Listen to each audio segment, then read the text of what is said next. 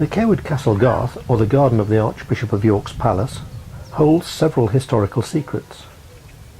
It's one of the very few medieval gardens to survive, and is considered by some archaeologists to be more important than the remains of the palace. The Garth is scheduled by English Heritage, and disturbance of the ground is strictly controlled. In 2007, the Cawood Castle Garth Group were given permission by the Secretary of State for Media and Culture to take several core samples to investigate beneath the surface.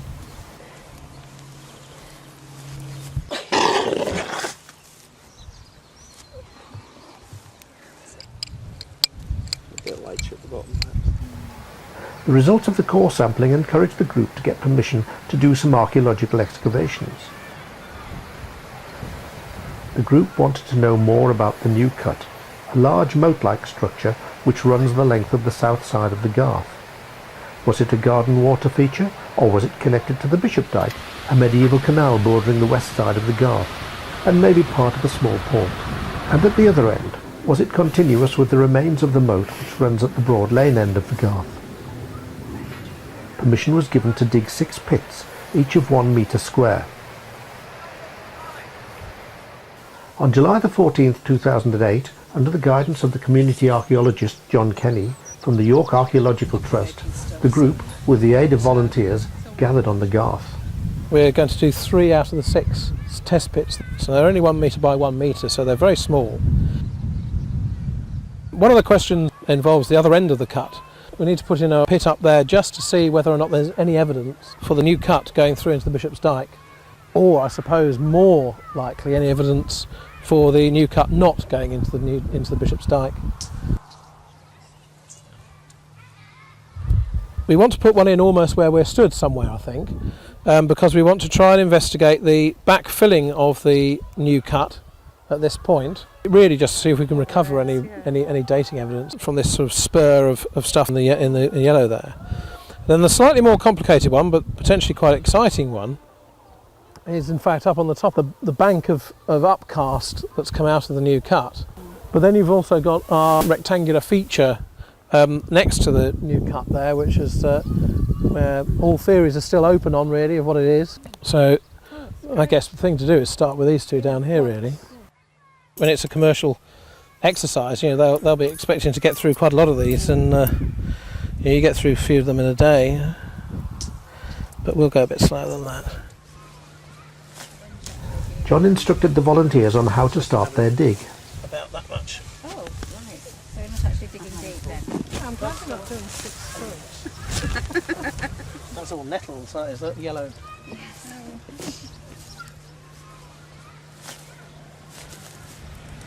We need to give ourselves a site code.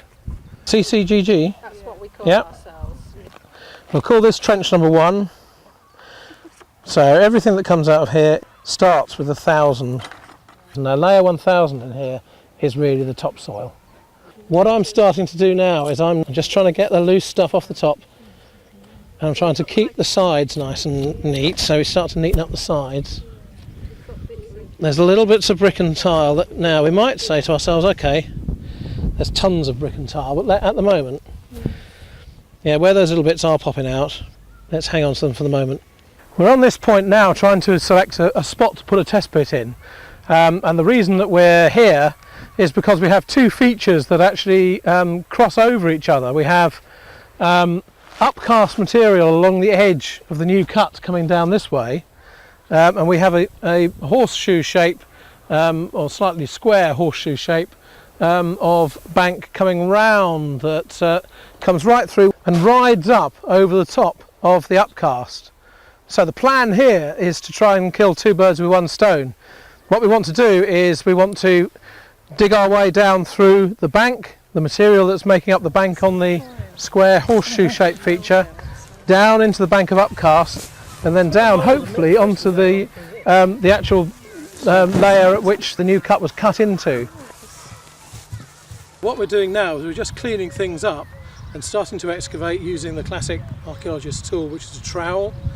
It's a pointing trowel. This one's worn down a little bit now, but we scrape using this side of the trowel here, and we scrape away the surface, trying to leave a nice clean visible surface underneath. It does seem like there's a slight change in colour as we go a bit deeper here. I don't want to start digging away the yellow stuff yet, because that's our next layer. It's important to survey the digs to measure the relative levels of each layer. Now, the reason I'm just checking this bench out is I want to use it as a temporary benchmark. That means that we have a spot that we have consistently throughout the week, throughout the excavation, that we can use to take measurements and work out the relative height of any particular place on the site that we want to. To do that, we'll use a level, and I just need to set the level up now. Okay.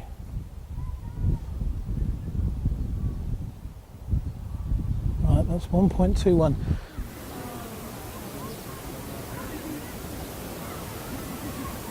With the top layer removed from the first two holes, the amateur archaeologists made their initial attempts at surveying. John recorded their measurements. We've taken away the topsoil in 2 different trenches, and we're now starting to excavate the material that's underneath them. So that's 4 layers already that we're dealing with. So far we've recorded 1 of those layers, so I need to get on and make sure that we've recorded all 4 of them. Otherwise we're getting behind with the recording process, and that's disaster in archaeology. If you don't actually keep up with your recording, then you're digging stuff away, not recording it, and it'll never be seen again. So we need to make sure we get on with the recording. Another important part of the dig is to make a photographic record of each stage of the process.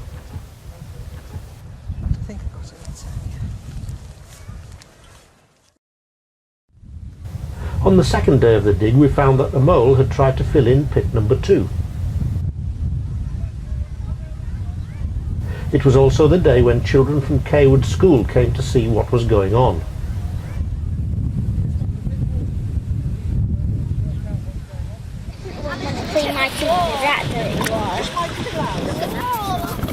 To get them involved, they washed some of the find. I think I've almost finished it. I think I have. We found bones. We found a bone! There was a little disappointment that the animal bones found weren't human. In pit number 2, a very experienced amateur excavator joined the team, and the hole developed with a little more speed.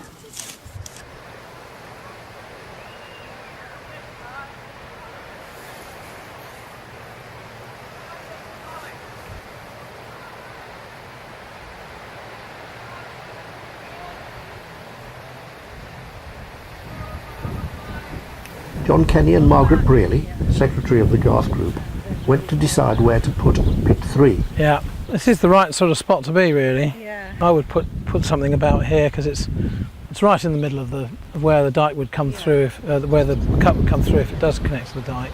If this has never been connected, then it's possible that underground there's a lump of the old natural soils and sands and all that sort of thing. A good heel marks the spot ready for tomorrow's dig.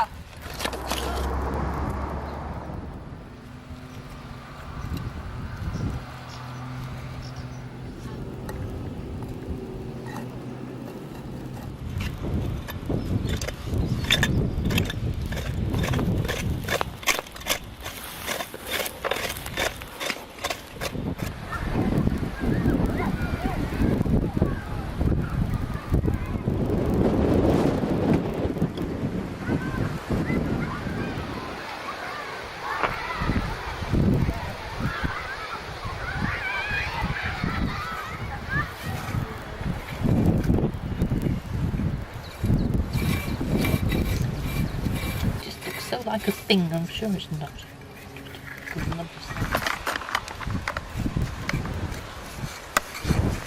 Sorry, we can't get there. Come up to this side. Found stone.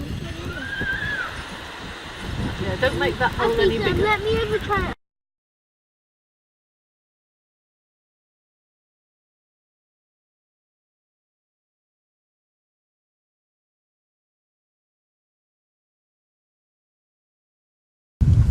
See you soon. See you tomorrow.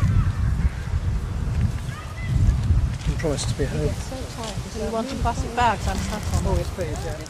I left you a message last night. Oh, bless her. Look, it's a come in with a big bag.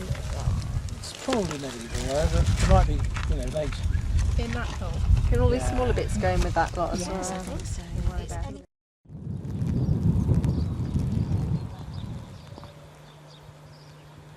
It's a slightly different colour. This is a different texture. Yeah, the more there is. It's harder.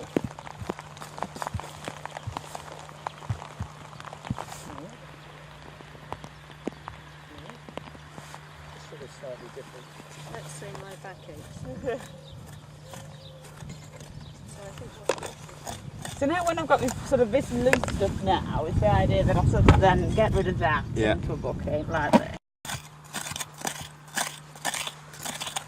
Is this one of these rust bits that might be a plant sort of thing? It might be. Come forward, about here. What here? About there. Yeah. Just drop down. You're right there, that's fine, right. But look into me, please. If you, can you push it slightly forward, please? Just. We can't just see less good looking, but just in hair. Oh, we're all wet.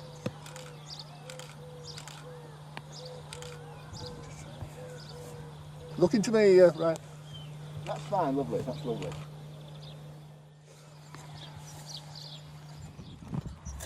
Well, I thought I'd found a piece of metal piping and was told it was bone. Oh. So, shows how much I know.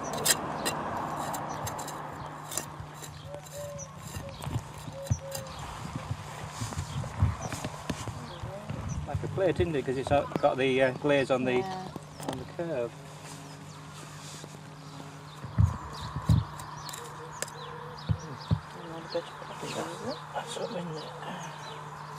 Pottery. It's a bit of medieval pottery. Oh, medieval. Oh, that'll do. Yeah, medieval will do. I'll settle for medieval. done. Yes. So it's green glaze on both sides. So slightly later medieval, I think that makes it.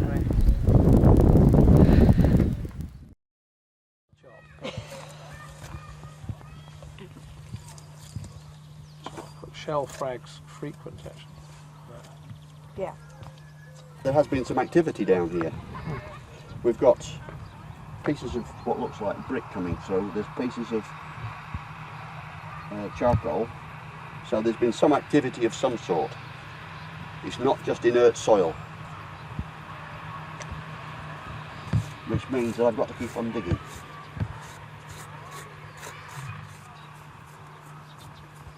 And that's a piece of pottery. I always find charcoal on it. Like that. Quite a big chunk of charcoal. How's it going? I'm finding little pieces of shell, Okay. a piece of pot, scattered charcoal, Yeah. and very tiny fragments of shell. What's interesting is the layer above it had virtually nothing in it, Yeah. apart from a bit. So it's as if they've managed to get some very, they've dumped some quite clean sand, and now you're just coming into something with a little bit more evidence of human activity in it. again. Looking at the texture of this, it's a mottled texture with sandy bits in it. Yeah. I'm tempted to think it might be a flood dispersal of charcoal and bits of Oh stuff. right. Yeah.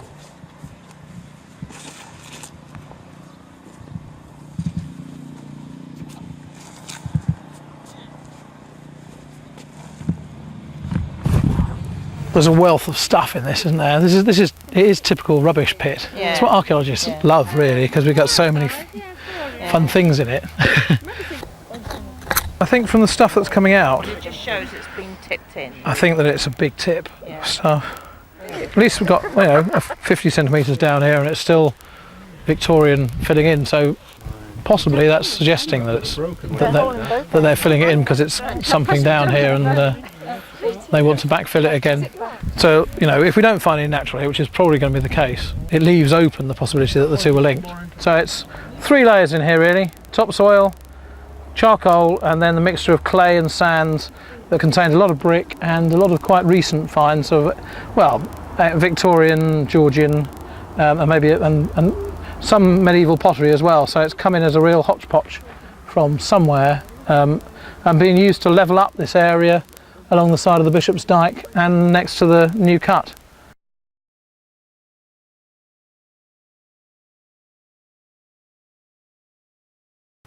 So starting with number 1 at the bottom there, which is the one where we finished up in the bog, we went down through a number of levelling layers there, so it's clear that that causeway has been built up over the years.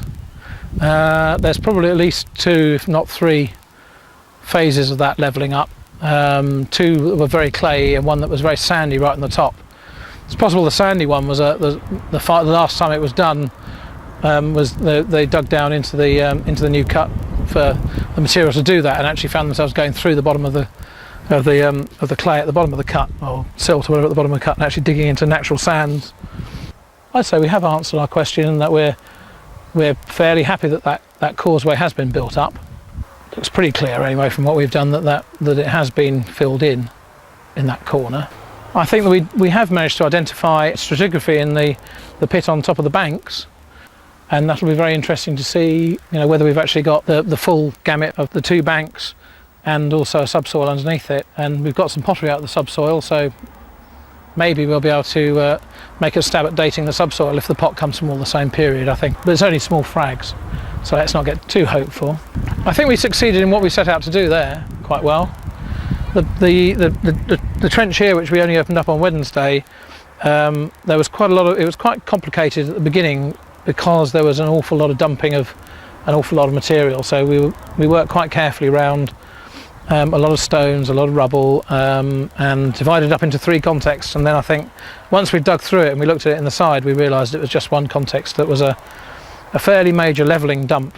And so this area, at least down 50 centimetres, about at the depth we were down, has been built back up in around, say, 20 years either side of 1900, something like that, by the fines, I think.